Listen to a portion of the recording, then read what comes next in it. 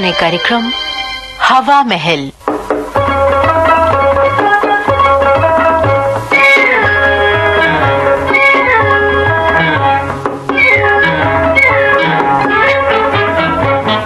हवा महल में प्रस्तुत है नाटिका दिल का इलाज। लेखक B.M. आनंद, निर्देशक कमल दत्ते।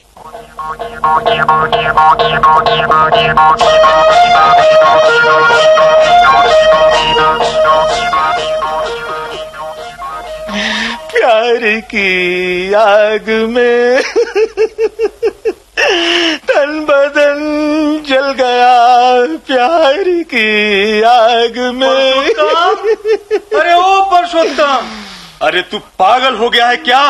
हर वक्त इस टूटी हुई चारपाई पर पड़े दुख भरे गीत गाते रहते हो। डैड, जिसका दिल टूट चुका हो डैड, वो टूटी हुई चारपाई पर लेटकर गाना नहीं गाएगा तो क्या किसी शानदार पलंग पर लेटकर गाएगा? अरे वो नालायक, तू क्यों सुधा के लिए दीवाना हो रहा है? मैं तुम्हें लिख कर दे सकता हूँ बेटे, वो तुमसे शादी नहीं करेगी, नहीं करेगी। भूल जा उसे बेटे, भूल जा। डैड, जिस सुधा के साथ मैंने जीने मरने का पैकेज डील किया है उसे भूल जाऊं? कभी नहीं, कभी नहीं। मुझे आज भी यकीन है डैड कि वो मुझसे शादी करेगी और जरूर करेगी। रहने दे, रहने दे। अब भी तू मेरी बात मान जा और उस सुधा को भूल जा, और जो लड़की मैंने तुम्हारे लिए देखी है ना, उससे शादी कर ले बेटे। नो डैड, नो नो, मैं सुधा के सिवाय किसी और लड़की के बारे में सोच भी नहीं सकता। अगर आपने मेरी शादी किसी और लड़की से करने की कोशिश भी की तो मैं बारात में जाऊंगा जरूर, पर वहां दही बड़े में चटनी की बजाय पोटेशियम साइनाइड मिलाकर मर जाऊंगा, वहीं जान दे दूंगा डैड। मेरा दिल तो पहले ही छलनी हो चुका है, इसका और कुछ उम्र न निकालिए। चुप हो जा बेटे पुरुषोत्तम, चुप हो जा। मत रो बेटे, मत रो। मुझे भी तो तुम्हारे दिल की चिंता खाई जा रही है बेटा। हाँ, माल रोड पर दिल का एक नया क्लिनिक खुला है, डॉक्टर मेहदी रत्ता का। ये एड्रेस है उसका बेटे। अगर तुम मेरे साथ नहीं जाना चाहता तो अकेला ही चला जा। अगर तू सुधा को नहीं भूल सकता बेटे तो कम से कम अपने दिल का इलाज ही करा ले बेटा। आप ठीक कहते हो डैड, मेरे दिल को न जाने क्या हो गया है। मैं आज ही जाऊंगा इस डॉक्टर को दिखाने। हाँ हाँ बेटे, हाँ जरूर। शाबाश बेटे, शाबाश।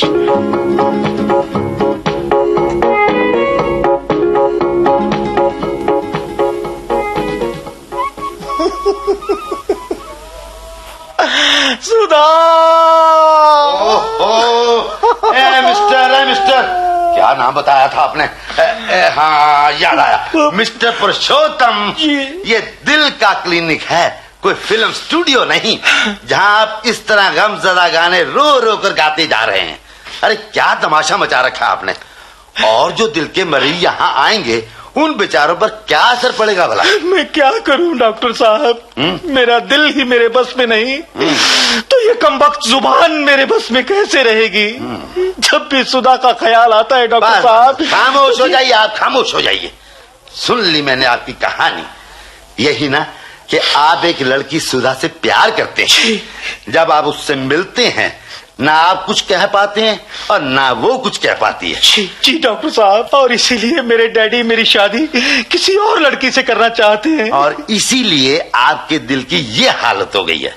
मैंने आपका दिल एग्जामिन किया है, इसकी आवाज ऐसी हो गई है जैसे कोई रोड़ी कूटने वाला इंजन चल रहा हो। जी डॉक्टर साहब, अगर आप जिंदा रहना चाहते हैं तो भूल जाइए उस लड़की को। मैं उसको भूलने की बहुत कोशिश करता हूँ डॉक्टर साहब, लेकिन कुछ नहीं। दिन में 3 कैप्सूल लीजिए, आपके दिल से सुधा की याद धीरे धीरे अपने आप निकलती जाएगी और आपका दिल धीरे धीरे नार्मल होता जाएगा। थैंक यू डॉक्टर साहब। ओके। मुझे गम भी उनका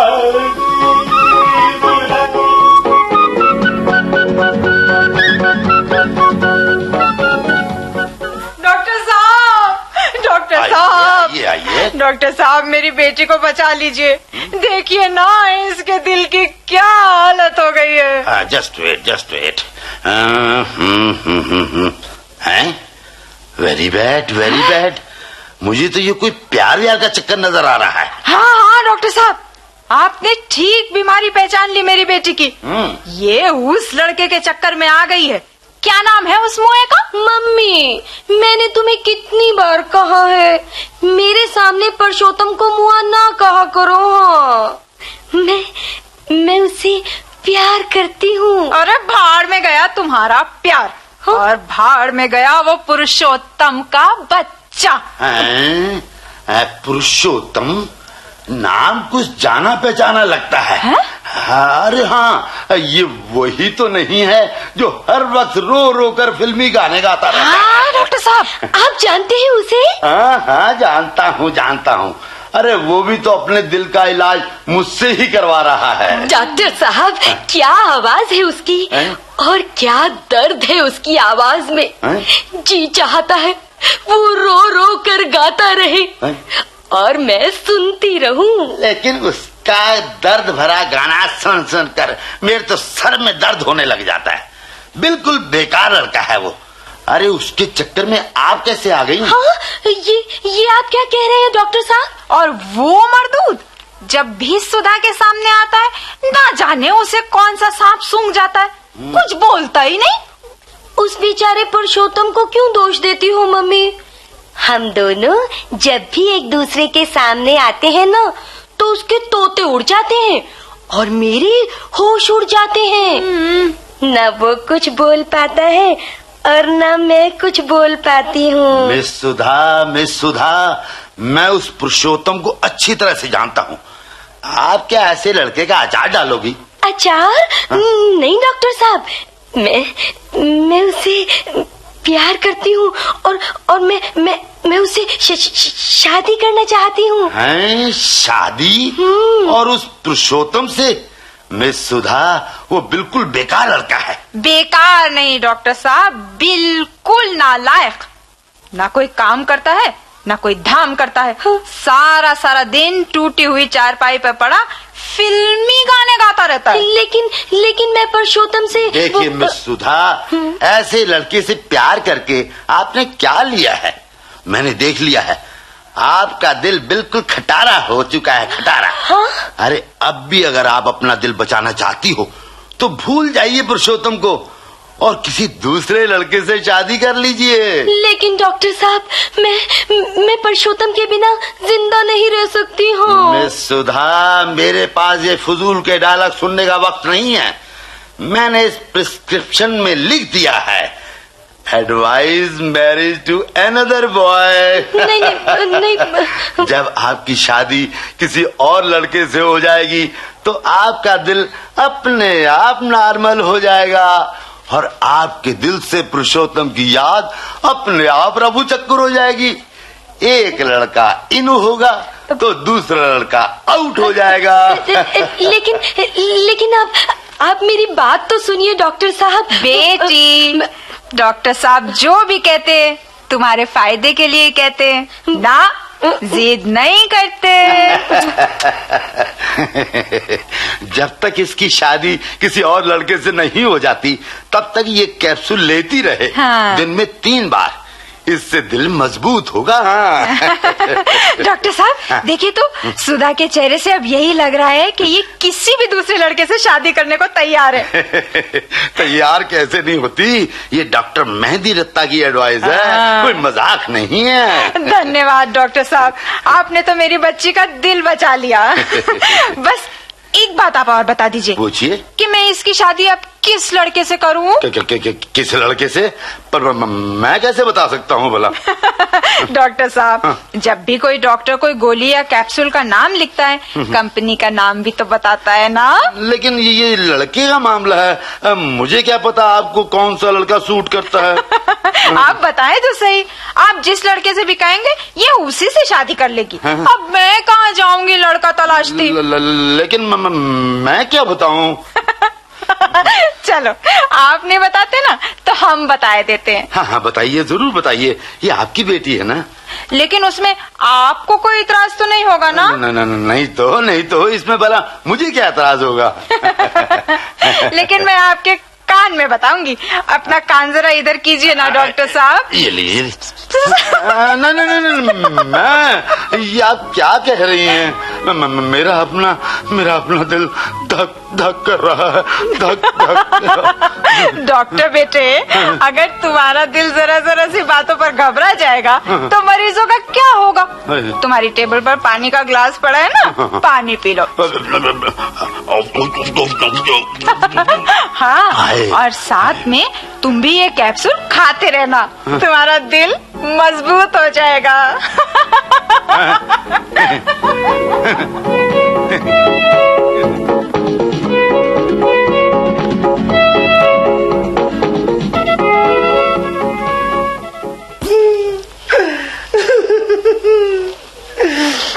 वे हम जिनके लिए बर्बाद, वो चाहे हमको करे ना याद। आइए मिस्टर पुरुषोत्तम जी, आइए।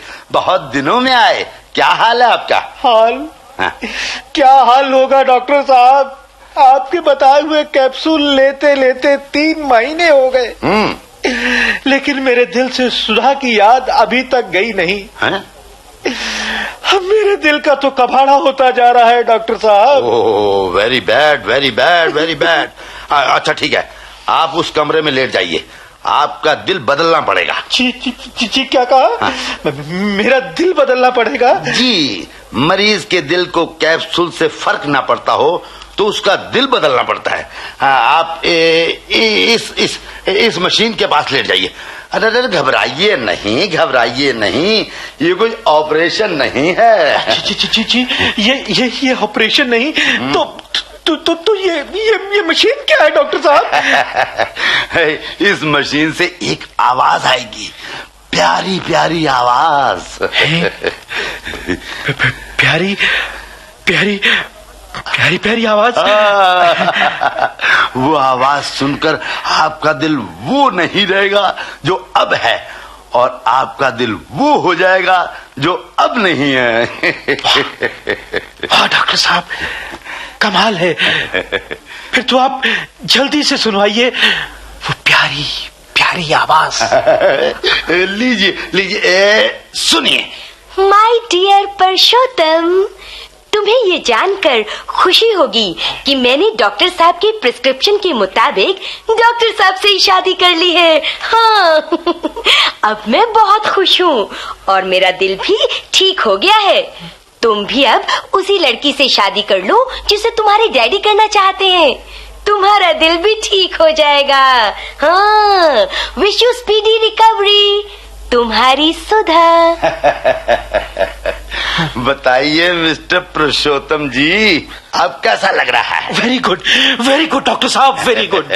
आपका इलाज क्या है? जादू है, जादू। Thank you. मेरे दिल के एक कोने से सुधा की याद बाहर जा रही है और दूसरे कोने से उस लड़की की याद अंदर आ रही है जिससे मेरे डैडी मेरी शादी करना चाहते हैं। वंडरफुल डॉक्टर साहब, वंडरफुल। और अब तो मेरा दिल नॉर्मल होता जा रहा है डॉक्टर साहब। थैंक यू डॉक्टर साहब, थैंक यू। ओके।